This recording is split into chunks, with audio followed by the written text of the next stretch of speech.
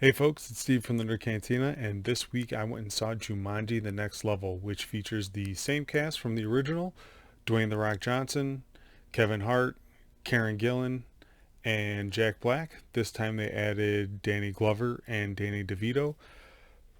As far as sequels go, it's pretty on par. It's hard to recreate the magic from the first one. They did at times, but for the most part, it was a little underwhelming. It kind of fell short at times. This time they kind of switched up the bodies that they undertook. So The Rock and Kevin Hart and everybody got to play a different kind of spin on the Jumanji characters that they inhabit. And the only one that really nailed it was Kevin Hart. I mean, Kevin Hart's rendition of Danny Glover was hilarious almost any time he opened his mouth. The Rock playing Danny DeVito, I didn't enjoy it so much. Some people might give him a little bit of a pass. I thought it was a little cringeworthy at times. Sometimes it wasn't even there. And then you have Jack Black, who ends up getting embodied by the young black athlete. And you can tell they tried to walk that line pretty well. They were not trying to upset woke Twitter by him going full Tropic Thunder on that ass, but it didn't come off very well. They walked the line. They didn't cross it. But you can tell that he wasn't really going all in on it and really just trying to hit all the comedic marks. They didn't want to really offend anybody. And in this day and age, can you really blame them? Um, the storyline is pretty good. They come up with another original story. It's not the same old same old. They add some new villains, some new characters.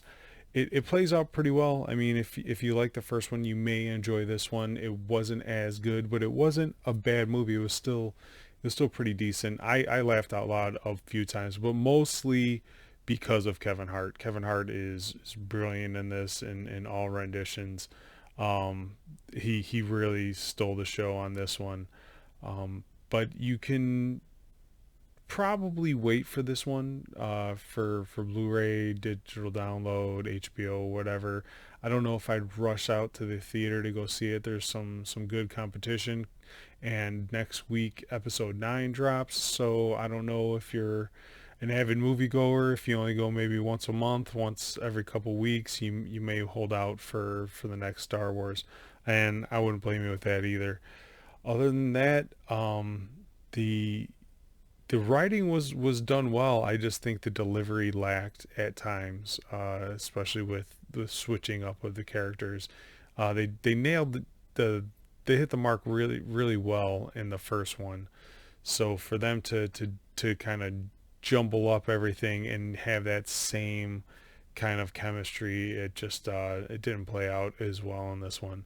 But it wasn't a bad movie. It's definitely worth 2 hours of your life at some point. I just don't know if you want to get off your couch and pay the extra couple bucks to go see it in a theater. But many of you are gonna.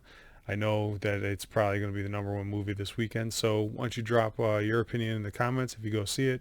If not, I don't, I get it. I get it. Star Wars, man. I get it. So again, thanks for coming. Thanks for watching the review. Pound the subscribe, like, share, comment, do all that jazz. Join us at the nerdcantina.com/community where a lot of fun stuff is going down, and we hope to see you there soon. Take care, folks.